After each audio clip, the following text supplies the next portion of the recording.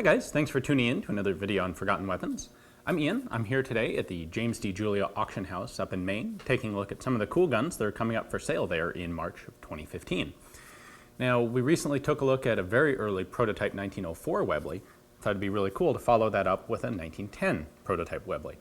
So, as you saw, the 1904, and if you didn't see it, you should go back and check out that video. The 1904 wasn't really a successful design. It had some problems. It was rejected by the military. And at that point, Webley kind of put that project aside and went to work on commercial pistols. Well, by 1909, they had some small commercial pocket pistols that were actually selling really well. The company had a lot more money to work with, and they decided to make another attempt at producing a pistol for military and police use. Now, the British military, of course, insisted on .45 caliber, .455, but there were a lot of other military forces and countries around the world that didn't have that limitation, that would be perfectly reasonable, that would be perfectly willing to take a look at a pistol in, say, 9mm. The Webley company had in fact received interest in their guns from a variety of countries, Mexico, Turkey, Romania, Serbia, among others. Those may not sound like big military names today, but you know, it wouldn't take that big of a contract for a service pistol to really be a good financial thing for the Webley company. So 1909, 1910, they went back to the drawing board and started working on their 9mm pistols again. And they used the lockwork from the 1906 prototypes and put together about 930 pistols just like this one. This one is unusual in that it does not have a grip safety, where the vast majority of them did. The standard was to have a grip safety. The locking mechanism on this is significantly, well, totally different from the 1904 model, and we'll take a close look at that in just a moment. But this was Webley's next attempt at a mainstream pistol. It was designed by William Whiting, who actually was responsible for the full line of Webley automatic pistols through the company's whole tenure. So in addition to various military forces expressing an interest, these Model 1910 Webleys were actually tested by the London Metropolitan Police Department. So obviously a very large urban police department at the time. They were looking for a variety of pistols. They were considering large ones, small ones, medium-sized ones, the whole gamut. What they specifically took the 1910 Webley for was the heavy pistol requirement that they were looking at, which was, if I may quote here from the original requirement, a heavy and long-ranging weapon for the use of constables in uniform that have to deal with armed and dangerous criminals and anarchists. Now, this being early 1900s in Europe, the threat of bomb-throwing anarchists really was a quite legitimate one. However, Webley, or the London Police Department, ended up not adopting the 1910. They did in fact adopt a smaller .32 caliber Webley and Scott pistol for their standard armed constable's sidearm. Anyway, why don't we bring the camera in and take a closer look at this guy and see exactly how it works. All right, so this Webley was not a trivial pistol. This fired a 130 grain bullet at about 1,040 feet per second. So definitely a significant cartridge. Not the kind of pipsqueak we often think about when we think of early European military pistols.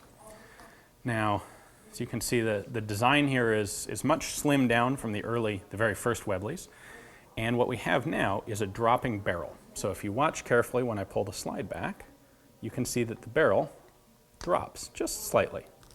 Look at it from the front. That gives you a better view of it.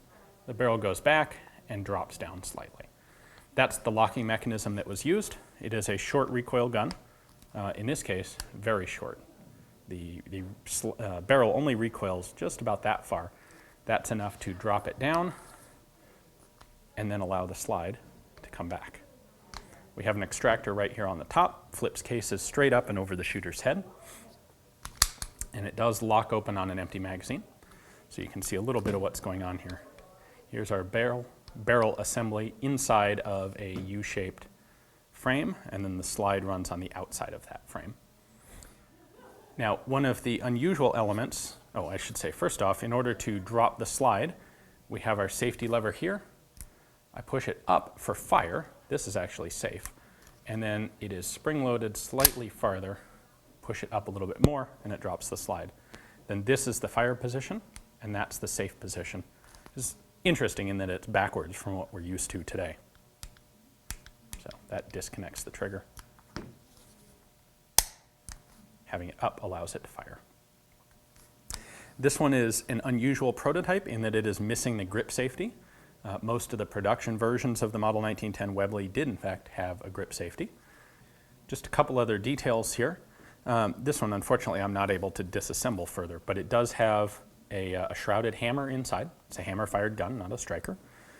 And it has a somewhat neat mechanism to it in that when you load a new magazine, it will automatically drop the slide. So the slide locks open when it's empty, whether there's a magazine or not, and then inserting the magazine by itself drops the slide for you. So, you know, this gun actually feels pretty decent in the hand. It looks a little clumsy, but it feels good. The sights are remarkably not terrible for the time period. And honestly, I think this could have made a pretty decent service pistol. It just wasn't quite good enough at the time. Well, thanks for watching, guys. I hope you enjoyed the video. If you'd like to do your own testing on this pistol, you certainly have an opportunity to purchase it here at the Julia Auction House. It'll be up for sale in March of 2015. If you click the link below, that'll take you right over to Julia's catalog, where you can check out the high-resolution pictures, the cataloger's description, and all the information you need to create an account and bid online, or come here in person and take a look.